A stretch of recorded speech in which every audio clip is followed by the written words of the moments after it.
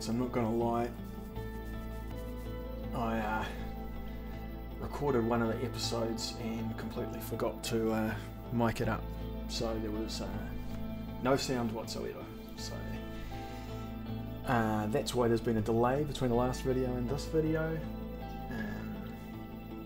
So you're just gonna have to put up with the fact that you missed part of the plot line. Anyway, let's get into it, shall we? Basically what happened is there was a bit of a negotiation about how nationalistic the education system should be. Alright.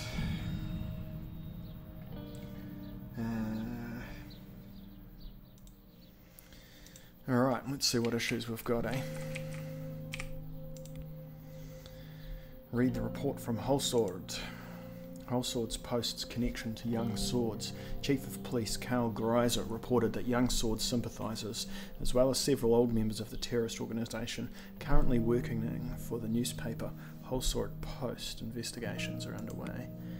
Alright, well, if they're running a newspaper, hopefully they're not bombing stuff, so that'll be good. And what do we got here? The privatisation. Now, you won't know this, last episode I privatised education, and so you'll see that our budget has gone up by 1, so now we're at a mere -1, and that has led to an increase in inequality in education. Alright. The new privatisation plan of the Ministry of Education is in full swing, and the first dozen public schools have transitioned into for-profit organisations already after the public bidding process determined the buyers. Minister of Education Chiara Valda said that only a small percentage of all institutions will be allowed to transition. It's expected that the Ministry will gather a substantial amount of private funds from the initiative. Yeah, here's open. Alright. What else have we got to do? Just this one. Briefing on the status of immigration regulation at the White Room. We were in the middle of a meeting in the palace about our plan for immigration policy. The ensuing discussion quickly became heated. I don't think so, Mr. Vichy. It just doesn't make any sense to me that a foreign citizen should come before a Swordish citizen in Swordland. Well said. My analysis is also in line with this, especially during the economic recession. We're giving Swordish jobs to immigrants from other countries. What about our own people? Immigrants are the reason our economy is not in a state that is unsalvageable. Look at Agnolian immigrants in Uggenland. They have revitalised the whole region. Not just that, they have been boosting the economy of the entire country. Simon can attest to that. Statistically speaking, allowing the immigrants to become part of the workforce contributes to our economy, but I agree that the current situation is very nuanced. I wonder what the rationale for that conclusion is. We can't just tighten our immigration policy and expect the economy to stay the same. We need to put economy and the recession at the forefront. Gentlemen, can we please get back on topic? Right, sorry Mr. Wishy. As I was saying before, I was interrupted. Look at the superpowers. Do you see them closing off their borders? Why do you think they have such a large economy?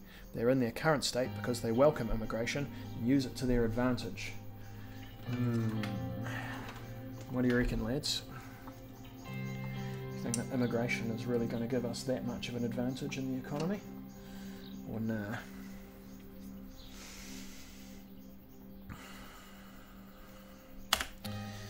Let's see what's going on. Swordish citizens must come first. We need to consider the impact on the economy. We need to modernise and reach the level of superpowers. Well, I mean, we want all of those, right? Those are all true.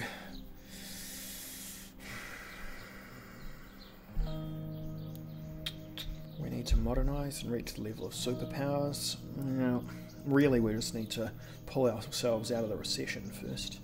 We need to consider the impact on the economy. That's true. Swordish citizens must come first. Also true, but an increase in the economy will serve Swordish citizens. Alright, let's go with number 2. Our money flow should be our utmost concern if we want to have the capability to do actual change. We need a decision, but before we move on, Mr. President, do you have any questions about the current state of immigration? What's the current legal status of immigrants? How many immigrants live in Swordland? How do immigrants usually arrive here? How many immigrants live in Swordland? Official numbers show that we have anywhere between 2 and 3 million immigrants residing in Swordland. Alright, let's see what our total population is. this one. Country overview. Political overview, notes. How do we find out?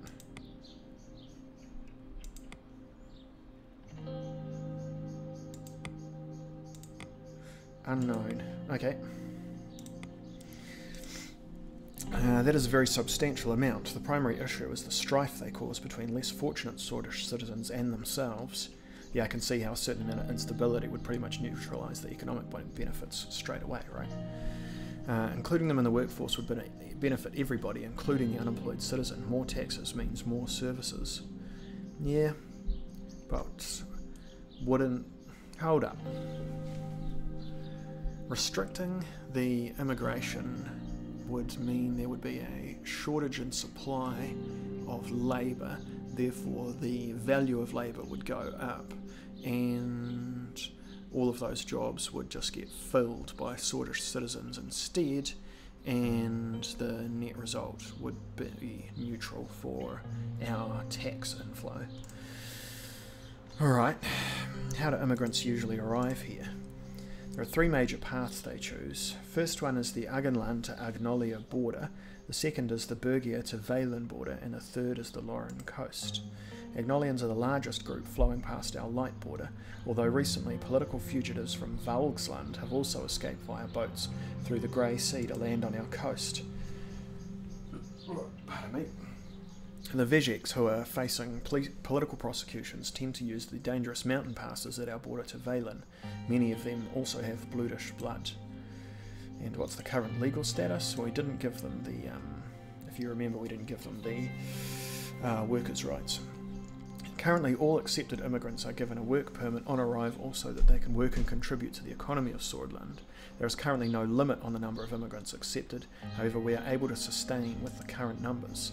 Despite the laws, the fact is many immigrants illegally work for corporations. That's the main issue with immigration right now, not the immigration itself. Nonsense. If not for the unlimited amount of immigration, we wouldn't be in this state. Let's move on to see what can be done about the immigration situation. Very well. David Vishy opened his dossier, stamped with the seal of the Ministry of Foreign Affairs and Trade.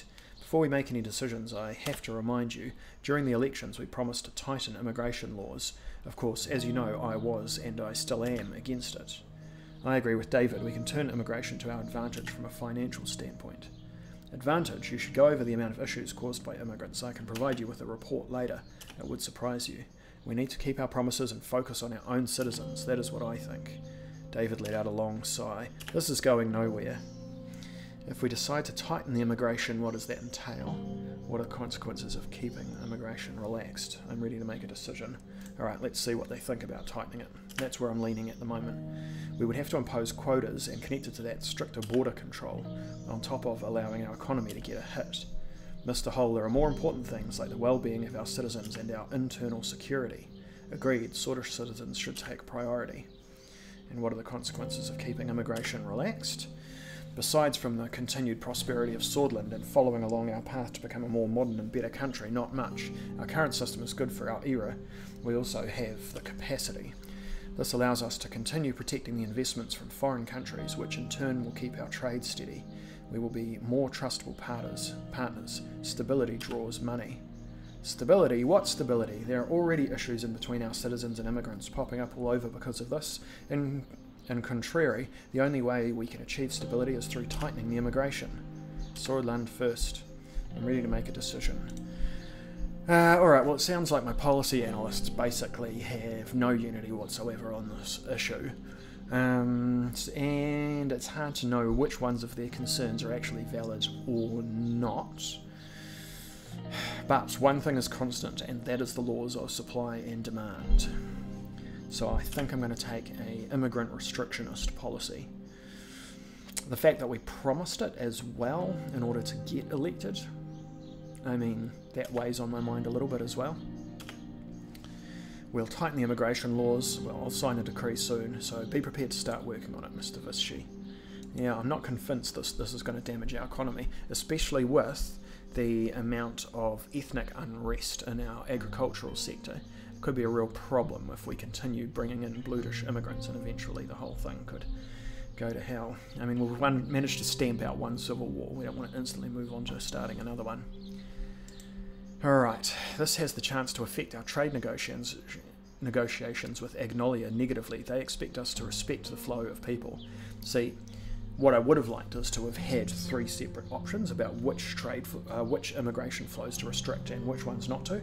I don't see a reason to restrict the Agnolian flows, but restricting the Valic, or people from Valen ones, the brutish flows, definitely would be worthwhile. And in terms of the coastal one, out on the east coast, I'm not sure what is going on there. Not sure who those people are that are arriving. Indeed, it will be a challenge to convince these countries as they see our borders close.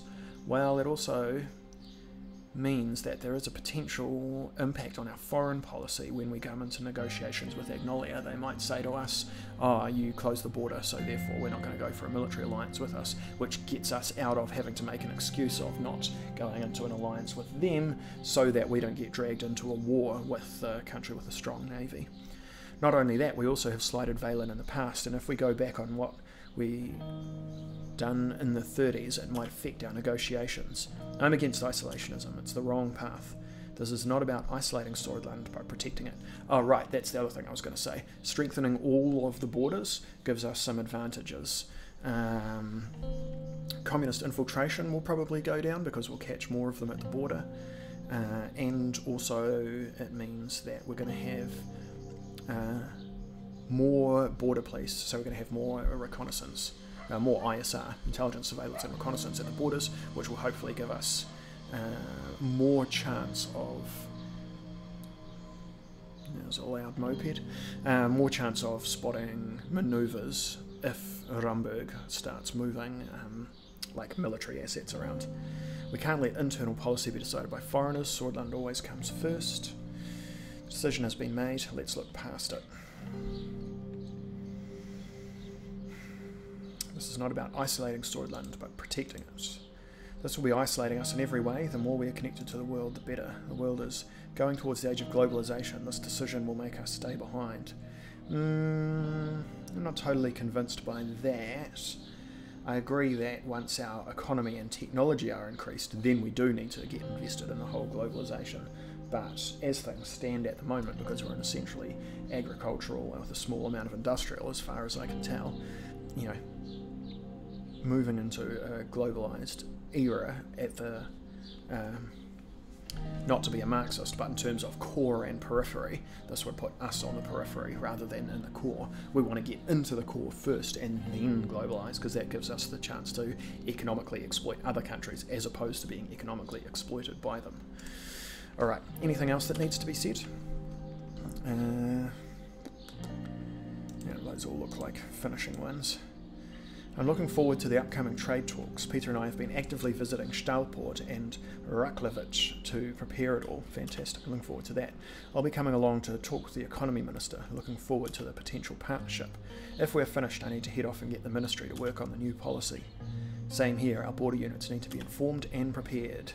Keep up the good work. That's right. So it'll be interesting to see whether we do get economically punished for this decision or not, or even potentially economically rewarded for it. Alright, let's read the news and then do the briefings. Lockhaven Times, freedom and education choice, great. State continues its war. Earlier today, Johann Gasmich, one of the leaders of the Red Youth, was arrested on his way to Benfey. Oh yeah, right, I don't care about that. A huge step backwards in ending recession.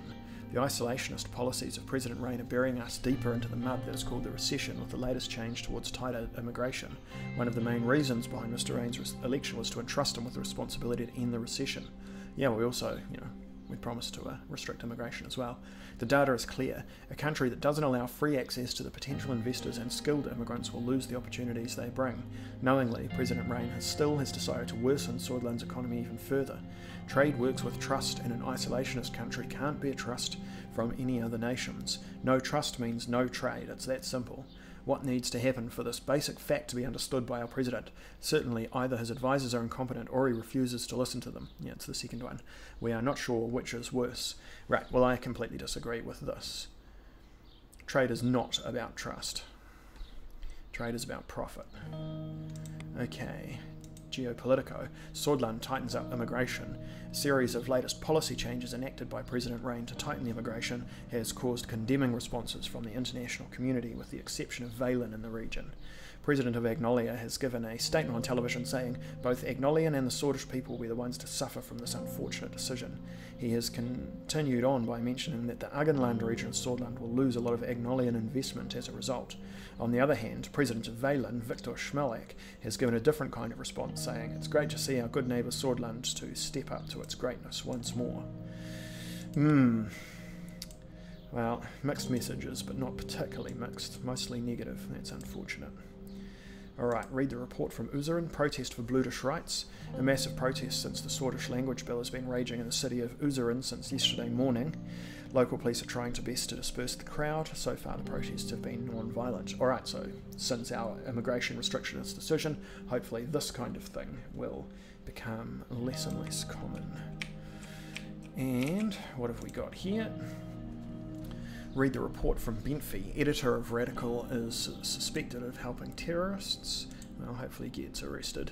Swordish intelligence reported that John Dandern, a famous journalist and columnist at the Radical, is suspected to be working for the terrorist organisation Red Youth. According to the report, Dandern has continuously published anti-government articles and repeatedly attempted to report on state secrets countless times. Moreover, he has publicly endorsed Red Youth in the past and promoted millennialist ideals. Now, he's one of the commies, I'm pretty sure. Yeah, okay. A variant of Carlos Marcia's theory of Marcian socioeconomics. Vanguard for the proletariat, proletarian internationalism, dictatorship of the proletariat. Alright, so just mainline Marxism. Opening of the Benfi Festival at the Arts Centre. Very good. Our motorcade slowly made its way towards the magnificent Benfi High Arts Centre. Night was falling and the festival was about to begin. I flipped through the brochure that had been given to us at the hotel. On the first page there was the face of Curtin Lest, Mayor of Anrica. He was a Benfi native who had a long-standing relationship with the city's current mayor and had been personally invited to make tonight's opening speech. The Benfi Festival was one of the biggest events of the year. It originally marked the start of the annual religious pilgrimage, a weeks-long journey still undertaken by devout Nurists, but today it was better known as a cultural celebration that drew thousands of revellers to the city. Pardon me. There were film screenings, concerts, theatre and dance performances, art exhibitions, and celebrity-studded nightly galas. The opening ceremonies were broadcast on TV and watched by millions. Great. As the car slowed, a coterie of reporters and security guards rushed to meet us. I turned my attention to Monica. Since I had refused her request to make the opening speech, her attitude towards me had changed. She now only spoke to me if I asked her a question or if it was something important concerning the children. Yikes. Will you ever forgive me? I told you my reasons. I know and I understand, alright? As soon as Serge opened the door, we were enveloped by a roar of the crowd. The next few minutes were a blur of handshakes, photos and reporters' questions. The onlookers cheered as we walked the red carpet to the newly built Arts Centre. We allowed the guards through the cavernous white halls until we came to a set of arched doors leading to the auditorium. We waited outside as security did a quick sweep of the area and then headed in. I had been asked to make a quick set of remarks introducing Curtin Lest. I beckoned Monica to join me on the podium. I'm going to find my seat. Oof, she brushed past me, took her seat in the front row and crossed her arms. I walked alone to the podium. I spoke for just a minute, reading a paragraph my speechwriter had churned out about the importance of the festival and Benfi to Swordland. I concluded by inviting Curtin Lest, the Mayor of Anrica, to the podium. I stepped down and joined Monica in the front row. Her arms were still folded. Welcome to the first day of the Benfi Festival. He paused for a moment to let the crowd cheer, and his eyes briefly met mine. This is a night for the people of Benfi, indeed for the people of Swordland, to put aside their differences and come together in celebration. Yet as we unite for the festivities, we must remember the real reason we are gathered here. This festival was founded around the principles of our cherished religion, Nurity. Let's see. Monotheism, right. Dustunists believe in the direct and literal following of the teaching of Saint Dust. Rahechists follow a more interpretive approach. Okay, yet over the years it has become severed from its sacred roots and become something else, something more perverse, an excuse for public drunkenness and grotesque displays of the flesh, an occasion for young women to parade their bodies and engage in lascivious behaviour. As he went on, I could see Monica becoming increasingly agitated. What in the hell is he talking about? Lascivious behaviour? What century does he think we live in? Shh, quiet. I don't know, just let it be. Pretend not to hear her. Where's the option where I go, yes, yes, dear, I understand. Perversion hidden under the guise of art is not befitting the beautiful city of... The crowd was becoming restless. Many of the younger attendees were murmuring in disagreement, while a few of the older ones were nodding vigorously. As I said, perversion hidden under the guise of art is not to be... Enough! Uh-oh, here we go. Mr. Lest, it is not young women who are a disgrace to this fine festival, but you and your backwards puritanical attitudes which have been holding this country back for far too long. Alright, well, you know, if she's got a crusade, let her take point.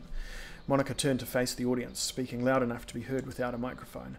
Woman of Swordland, we must not let people like Mr. Lest use religion as a justification to demean and oppress us. Our time has come. Shocked gasps ran through the crowd. A few people rose and applauded. Curtin Lest waited to speak. I think Mrs. Rain is forgetting her place. What do you think my place is, Mr. Lest? The kitchen? The festival is not about your retrograde traditions. We are living in modern times now. It's 1954. And it isn't your place to decide how the people of Benfey, especially the women, should be celebrating their own festival. Give her both guns, babe. I looked at the podium to see Curtin Lest's piercing gaze on me. There would surely be a price to pay for this. Mr. President, could you please control your wife before she embarrasses herself any further? Monica, get back in your goddamn seat. We've been over this. Now is not the time. I'm sorry about this, Mr. Lest.